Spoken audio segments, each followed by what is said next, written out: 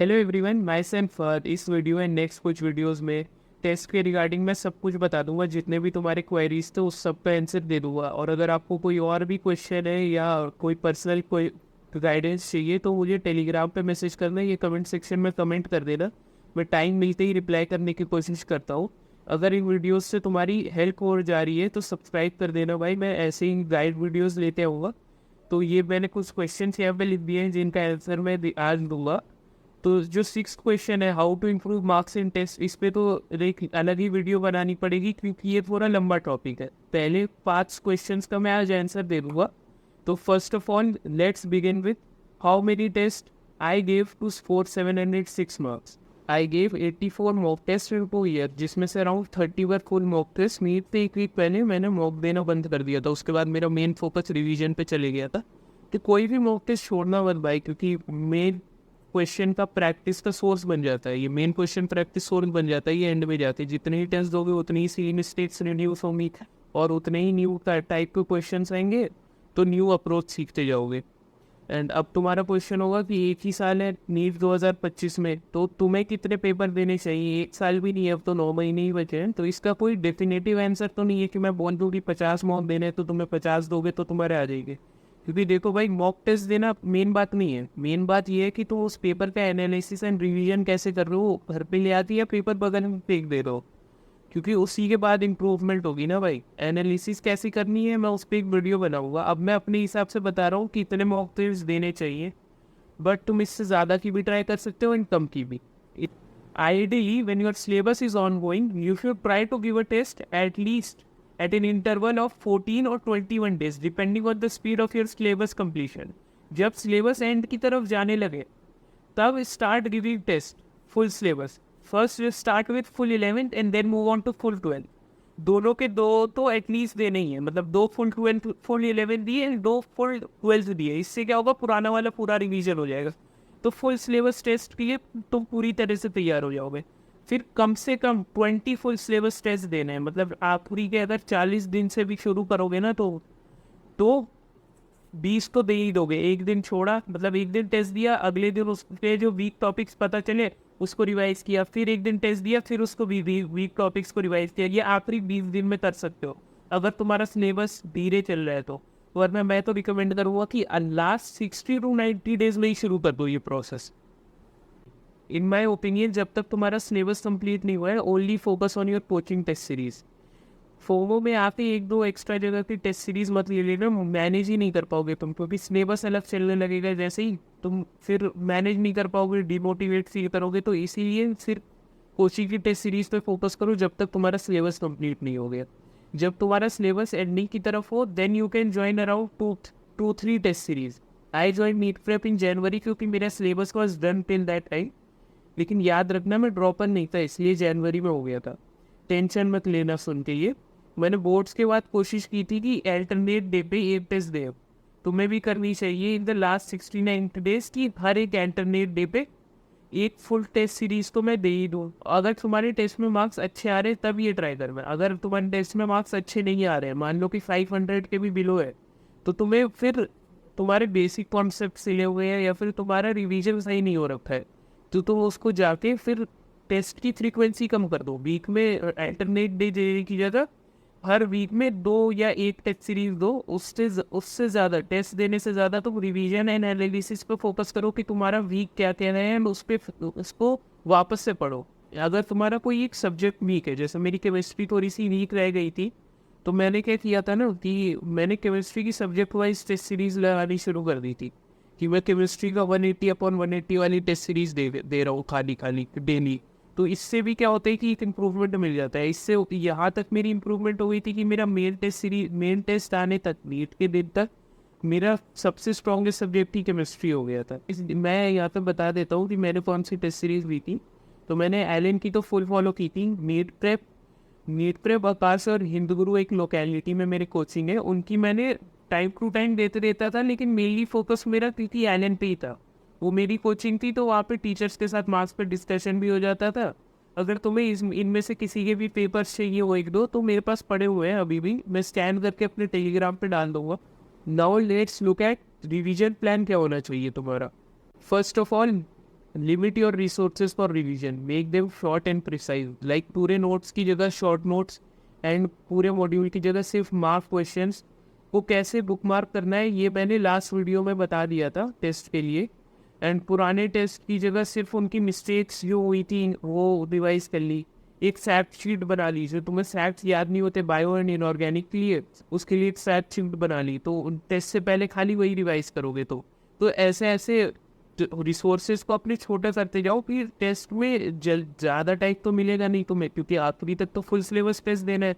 Full syllabus test से पहले तुम्हें पूरा सिलेबस पढ़ना है, तो उसके लिए शॉर्ट नोट्स होने चाहिए भाई तुम्हारे पास। अगर वो नहीं है तो मैंने शॉर्ट नोट्स अपने टेलीग्राम पे ऑलरेडी अपलोड कर दिए हैं। मैं तो रिकमेंड करूँगा कि तुम खुद से बनाओ, लेकिन मेरी शॉर्ट नोट्स को तुम यूज़ भी कर सकते हो या फिर उसको देख के तुम खुद के बना सकते हो। एंड मैंने यहाँ पे लिख दिया है कि कौन कौन सी रिसोर्सेज तुम्हें फॉलो करनी है रिवीजन के लिए। इसका स्क्रीनशॉट ले लो या अपनी नोटबुक में कहीं लिख लो, इतना रिसोर्सेज फॉलो करो, मोर देन इनफ हो जाएगा। और इसमें से कोई रिसोर्स कैसे बनाना है या क्यों वो मेरी चाहिए जो मेरे पास है, तो मैसेज कर देना टेलीग्राम पे या कमेंट सेक्शन में कमेंट कर देना बस।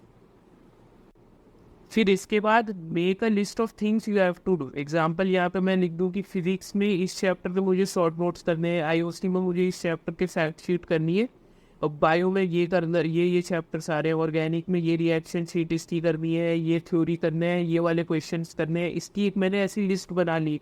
फिर उसको अपने डिफिकल्टी वाइज 3 कैटेगरी में अरेंज कर लो, कि पहला कैटेगरी जो चैप्टर्स तुम बहुत ही कॉन्फिडेंट हो, 30 से सवाल आ जाएगा तो मैं बना ही लूँगा। सेकंड कैटेगरी में वो चैप्टर जो ओके हैं कि हाँ यार क्वेश्चन आएगा तो हो सकता है कि बन जाए या हो सकता है नहीं बने। थर्ड तो है कि भाई उस चैप्टर को क्वेश्चन आता है तो उसे छोड़ने की कोशिश करते हो, देखते भी नहीं हो। तो इन तीनों को डिवाइड कर लिया, सिर्फ 3 वाले को, क्योंकि 1 वाला और 2 वाला तो ठीक है, सबसे ज़्यादा टाइम 3 वालों पे दिया, 3 वाले से शुरू किया एंड देन सेकेंड वाले पे बढ़े एंड देन फर्स्ट वाले पे, ऐसे टाइम भी कम करते चलना एंड चलना, क्योंकि मतलब 3 वाले पे बहुत ज़्यादा फोकस करके चलना। क्योंकि यहाँ यार वेटेज से ज़्यादा इम्पोर्टेंट ये है ना कि you can't even leave a single topic भी, क्या पता उससे ही क्वेश्चन आ जाए एंड वही ना बने और उससे तेरा सिलेक्शन ना रुक जाए। इसीलिए भाई हर एक टॉपिक जो तेरा वीक है ना उसको भी छोड़ना मत, इसको भी अच्छे से प्रैक्टिस कर, उसको भी वापस से स्ट्रॉन्ग कर, वापस से पढ़, जो ज़रूरत पड़ रही है कर, लेकिन स्ट्रॉन्ग कर उसको। Now let's move on to the next question कि टेस्ट में कितने नंबर आने चाहिए। तो if you are scoring above 600 right now तो गुड चांसेस ऑफ सिलेक्शन है। मतलब टेस्ट मार्क्स उतने मैटर नहीं करते, लेकिन 600 प्लस है तो हो ही जाएगा। बट कभी भी अगर तुम्हारे मार्क्स कम है तो टेस्ट मार्क्स को तुम्हें डिमोटिवेट मत करने देना, क्योंकि मैं बताता हूँ मेरे भी नीट से पहले 604 आए थे एक टेस्ट में, जो कि बहुत कम हो गया, इस कट ऑफ भी क्लियर नहीं हुआ। उसके बाद भी मैंने 15 दिन बाद 706 स्कोर किया था अपने नीट पेपर में। तो टेस्ट मार्क्स उतने मैटर नहीं करता है at the end of the day, क्योंकि अगर तुम्हारा कोचिंग का पेपर है तो उसमें हो सकता है पहले तो वो नीट से थोड़ा एक लेवल ऊपर होगा, एंड उसमें भी बायो एंड इनऑर्गेनिक में एनसीईआरटी के बाहर के क्वेश्चन होंगे जो कि नीट में नहीं आने, ये तुम्हें भी पता होगा। तो mainly the marks depend on the exam पे कि तुम्हारा उस दिन काम माइंड सेट है कि नहीं है। तुम उस दिन आराम से अपने मार्क्स 50, 60, 80 तक बढ़ा ही सकते हो। मैंने भी 6 ले लिया था, तो ये मार्क्स तुम इम्प्रूव कर ही सकते हो उस दिन एग्ज़ाम के दिन पे। बस काम माइंड सेट रखना और एग्ज़ाम सेंटर पे एट दी लास्ट मोमेंट मत पहुँचना। पहले ही पहुँच गया था मैं भी सेंटर पे, क्योंकि फिर वहाँ पे आराम से सेटल डाउन होने का टाइम मिल जाता है। अगर मार्क्स कम आ रहे हैं अभी तो डिमोटिवेट मत हो, मेहनत करते रहो। नेक्स्ट वीडियो में मैं वैसे बता दूंगा कि मार्क्स कहीं पे स्टक है तो उसको इम्प्रूव कैसे करना है। लाइक 400-500 आ रहे हैं तो उसको 600-650 कैसे लेके जाना है, एंड अगर 650 पे स्टक है तो उसको 700 पे कैसे लेके जाना है। On to the fourth topic, paper attempting strategy. पहले से तुम्हारा टाइम डिसाइडेड होना चाहिए कि तुम कितनी देर में बायोलॉजी कर लोगे एंड केमिस्ट्री कर लोगे। आइडियल टाइम ये है कि biology 40 minutes, chemistry 1 hour and physics 1 hour. Most important tip तो मेरी तरफ से ये रहेगी कि पेपर को हमेशा 2 राउंड्स में करना, जो कि तुम में से बहुत लोगों को पहले से ही पता होगा। पहले राउंड में सिर्फ वो क्वेश्चंस करना है जो तुम्हें इजीली बन जाते हैं, मतलब ऐसे ही देखा और टिक लगाना है। तो बायोलॉजी में तो 80 to 85 क्वेश्चंस ऐसे ही होंगे 90 में से जो तुम ऐसे ही टिक लगा दोगे। उसके बाद कुछ स्टेटमेंट बेस्ड क्वेश्चन होंगे जिसमें तुम्हें कन्फ्यूजन होगा, उसको लास्ट के लिए छोड़ दो। फिर केमिस्ट्री एंड फिजिक्स में भी सेम, जिसमें ज़्यादा लेंथी क्वेश्चन लगा उसको एंड के लिए छोड़ दिया। मेरा पहले अटेम्प्ट के बाद ऑलमोस्ट सिर्फ 20-25 क्वेश्चन रह जाते थे, फिजिक्स के अराउंड 15, केमिस्ट्री के 5 एंड बायो के 5। इसके बाद वाले अटेम्प्ट में मैं वो क्वेश्चंस करता था जो आते थे लेकिन लेंदी थे, इसीलिए मैंने छोड़ा था। और फिर मैं उन पे जाता था जो कि बिल्कुल ही नहीं आते थे, बिल्कुल न्यू क्वेश्चंस थे। एंड सिली मिस्टेक्स कैसे अवॉइड करना है इस पे मैंने लास्ट वीडियो में बता दिया था, एक पूरा डिटेल एक्सप्लेनेशन दिया था, लेकिन मैं इस वीडियो में भी बता देता हूँ कि फर्स्ट ऑफ ऑल तो अंडरलाइन कर करके क्वेश्चंस पढ़ना, ठीक है। क्वेश्चन आया, अंडरलाइन किया, क्या पूछा है उसको अलग से लिख लिया। वो राइजिंग टेम्परेचर पूछा है या फाइनल टेम्परेचर पूछा है, बहुत कॉमन सिली मिस्टेक है।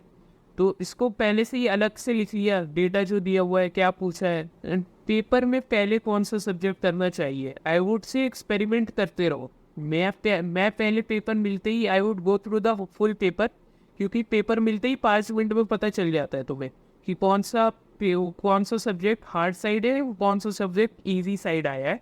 तो मैं फिर सबसे ईजीएस्ट से शुरू करता था। जैसे मेरा नीट का पेपर आया, मैंने गो थ्रू किया 5 मिनट्स में, उसके बाद मुझे पता चल गया कि केमिस्ट्री इज़ द ईजीएस्ट, तो मैंने केमिस्ट्री से शुरू किया एंड देन मैं बायो पे बढ़ा एंड देन मैं फिजिक्स पे बढ़ा।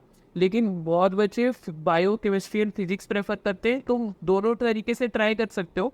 लेकिन मैं फिजिक्स को हमेशा एंड में रखता था, क्योंकि उसमें अगर मैंने नीट में भी फिजिक्स को थोड़ा पहले कर लिया होता तो शायद मेरे इतने मार्क्स नहीं आए होते, क्योंकि मेरा कॉन्फिडेंस थोड़ा डाउन हो जाता। लेकिन केमिस्ट्री करते ही मेरा बायो एंड फिजिक्स के लिए कॉन्फिडेंस बढ़ गया था, क्योंकि उसमें मैंने फुल स्कोर किया था। अब फाइनल क्वेश्चन की तरफ चलते हैं कि OMR फिलिंग, ये तो मेन टॉपिक है कि भाई OMR मतलब क्वेश्चन भी सॉल्व कर लिया, अब OMR गलत नहीं हो जाना चाहिए। तो या तो तुम ऐसे कर सकते हो कि बहुत सारे मेथड्स है, 3-4 मेथड्स है, अभी ट्राई कर करके अलग अलग देख लो, क्योंकि अभी तुम्हारे पास इनफ सफिशिएंट टाइम है, जो तुम्हें बेस्ट लगे उसको फॉलो कर सकते हो। तो फर्स्ट ऑफ ऑल तो OMR साथ साथ भरते चलो, मोस्टली लोग यही करते हैं, लेकिन ये मेरे हिसाब से सबसे बेकार तरीका है OMR भरने का। बहुत टाइम कंज्यूमिंग भी है एंड बहुत मिस्टेक्स होने की प्रोबेबिलिटी भी रह जाती है। एंड इसके बाद मेरे हिसाब से बेस्ट तरीका जो था, मैं जो फॉलो करता था कि फर्स्ट अटैम्प्ट, मैंने पहले पूरा पेपर बना लिया, फर्स्ट अटैम्प्ट दे लिया, जिसमें मैंने 160 के अराउंड क्वेश्चन सॉल्व कर लिए। फिर मैंने वो 160 क्वेश्चंस बहुत अच्छे से देख देख के भरा कि 36 का सी, 36 का सी, ऐसे बोल बोल के भरता था मैं, उसको भर दिया। एंड जब सेकेंड अटैम्प्ट की बारी आई तो सेकेंड अटैम्प्ट में मैं साथ साथ में भरते चलता था। अगर पेपर एंड तक होता है तुम्हारा, क्योंकि ये पहले वाला उन लोगों के लिए जिनका पेपर पहले हो जाता है थोड़ा सा, अगर तुम्हारा पेपर थोड़ा एंड तक होता है तो तुम क्या कर सकते हो कि एक सब्जेक्ट का फर्स्ट अटैम्प्ट लगाया, लाइक मैंने केमिस्ट्री को पूरा कर लिया, पहला अटैम्प्ट दे दिया, तो उसमें मैंने फिर OMR भर दी, जो क्वेश्चन आएंगे अब उसको मैं आखिरी में भरूँगा। फिर बायो की ऐसे ही कर करके पूरा पेपर कर लिया, और फिर जो क्वेश्चन रह गए उसकी OMR भर ली। एंड एक और ऑप्शन रहता है कि 10 क्वेश्चन किए एंड उसको भर दिया। अगर आप पहला वाला फॉलो कर रहे हो कि OMR साथ भरते चल रहे हो, तो उसमें एक और चीज़ कर सकते हो कि टाइम कंज्यूमिंग ना हो, कि वहाँ पे डॉट डॉट डॉट डॉट लगा लिया, कि मतलब बहुत छोटा डॉट कि वो काउंट भी ना हो पाए एंड तुम्हारा आंसर भी ख़राब ना हो। तो इससे क्या होगा कि तुम एक और बारी जब पेपर वापस चेक करोगे तो हो सकता है तुम्हें 1-2 जगह मिस्टेक मिले। लेकिन मैं तो सेकेंड वाला फॉलो करता था, मैंने नीट के दिन भी यही फॉलो की थी। ये तो बस कुछ तरीके हैं, you can try these your self, जो भी टेस्ट में सूट करे उसे फॉलो करो। अपने से भी बना सकते हो, ज़रूरी नहीं है यही 4 फॉलो करो, इससे भी अच्छा हो सकता है तुम्हें कोई और सूट कर जाए। एंड नेक्स्ट वीडियो में I will be talking on how to improve your marks test. ये वीडियो पहले ही थोड़ी लंबी हो गई है, तो सब्सक्राइब करो एंड नेक्स्ट वीडियो में मिलते हैं फिर।